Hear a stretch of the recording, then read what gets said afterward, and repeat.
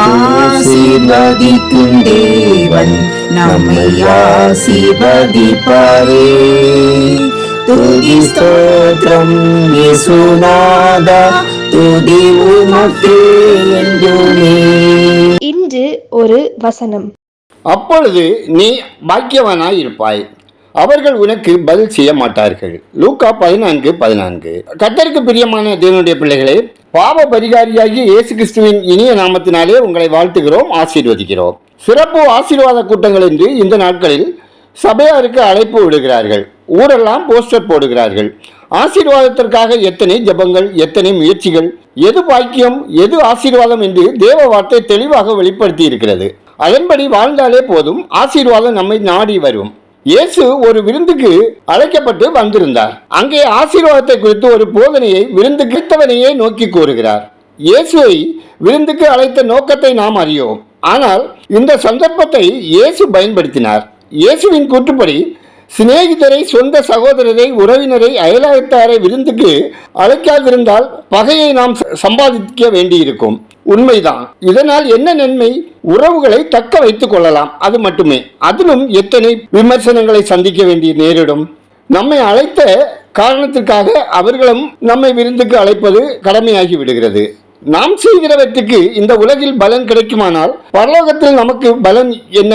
தாங்கள் செய்கிறவற்றை படம் பிடித்து சமூக வலைத்தளங்களில் பிரசுரித்து கைத்தட்டல் பெற்று மகிழ்ச்சி அடைகிறவர்கள் எத்தனை பேர்? இது துக்கம் அல்லவா? இயேசு சொல்லுகிறார், நீ விருந்து செய்யும் போது ஏழைகளையும், ஊனரையும், சப்பானிகளையும், குருடரையும் அழைப்பாயாக. அப்பொழுது நீ பாக்கியவானாய் இருப்பாய், அவர்கள் உனக்கு பதில் செய்ய மாட்டார்கள். நீதிமன்களின் உயிர்த்தெழுதலில் உனக்கு பதில் செய்யப்படும்.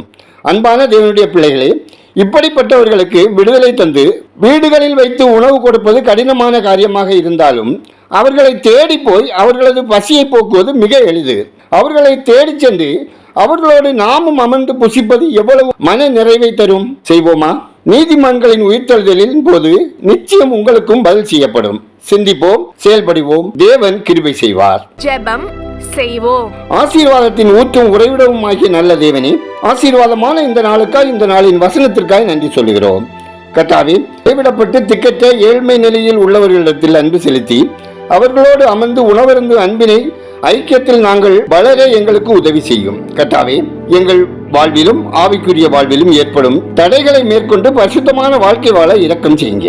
இந்த நாளில் இன்று ஒரு வசனம் கேட்கும் ஒவ்வொருவரும் பாவ சோதனைகளுக்கு தங்களை விலக்கி காத்துக் கொள்ளவும், பிள்ளைகள் வாழ்வில் ஏற்படும் ஆசீர்வாத தடைகள் அகலவும் ஜெபிக்கிறோம். சமாதானத்தை வைத்து போகிறேன் என்ற கர்த்தர் குடும்பங்களில் உள்ள பிரிவினைகள், கருத்து வேறுபாடுகள் மாறச் செய்து சமாதானமாய் ஒற்றுமையாய் ஐக்கியத்தோடு வாழ வழிநடத்த ஜெபிக்கிறோம்.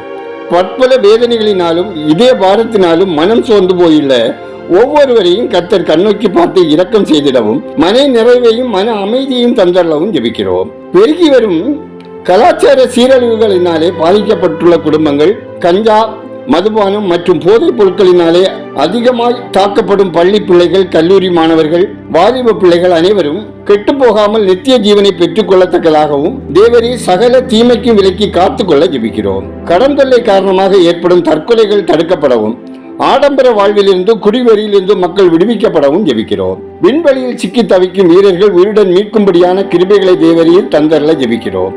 பசிப்பட்டினியோடு ஒருவேளை ஆகாரம் இல்லாத மக்கள் வாழுகிற நாடுகளுக்கு தேவரீர் இரக்கம் செய்திடவும், மக்கள் பாவ சாப ரோகத்திலிருந்து விடுவிக்கப்படவும் ரட்சிக்கப்படவும், உலகமெங்கும் சமாதானம் உண்டாகவும், நாட்டுக்கு நாடு ஐக்கியத்தோடு செயல்படவும் ஆண்டவர் தாமே இரக்கம் செய்து குறைகளை நிறைவாக்கி ஆசீர்வதிக்க ஜெபிக்கிறோம். ஆண்டவரே, இந்திய தேசம் ஆசீர்வதிக்கப்படவும், மக்கள் ரட்சிக்கப்படவும், விக்கிரகங்கள், விக்கிரக ஆவிகள், சாத்தானின் கட்டுகள் முறிக்கப்படவும், இருளில் இருக்கும் மக்கள் மனம் திரும்பவும் ரட்சிக்கப்படவும், ஆளுகிறவர்கள் தேவ ஆலோசனையின்படி செயல்படவும், உத்தமமாய் வாழவும் தேவன் இரக்கம் செய்திட ஜெபிக்கிறோம்.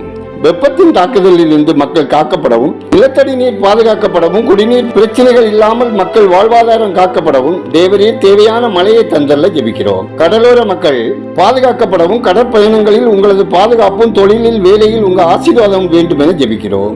ஊழியர்கள் ஊழியத்தை சார்ந்து வாழாமல் உம்மை சார்ந்து உமக்கென்று வாழவும், குடும்ப தேவைகள் சந்திக்கப்படவும், ஆத்ம ஆதாய பணியில் உம்மை மைமைப்படுத்தவும் ஜெபிக்கிறோம். ஆண்டவரே, வேலைக்காக முயற்சிப்போருக்கு தகுதிக்கேற்ற வேலை வாய்ப்புகள் கிடைத்திடவும், கர்ப்பஸ்திரிகளுக்கு சுகப்பெயர் உண்டாக செய்து தாயும் சேயும் ஆரோக்கியமாக வாழவும் தேவ கிருபை வேண்டும் என ஜெபிக்கிறோம். வாலிப பிள்ளைகளுக்கு ஏற்ற வாழ்க்கை துணை தந்து குடும்பம் கட்டி எழுப்பப்படவும், நெடுங்காலமாய் குழந்தைக்காக ஜெயிப்போர் வாழ்வின் குறைகள் அகலச் செய்து சந்தான விருத்தியடை செய்திடவும் ஜெபிக்கிறோம்.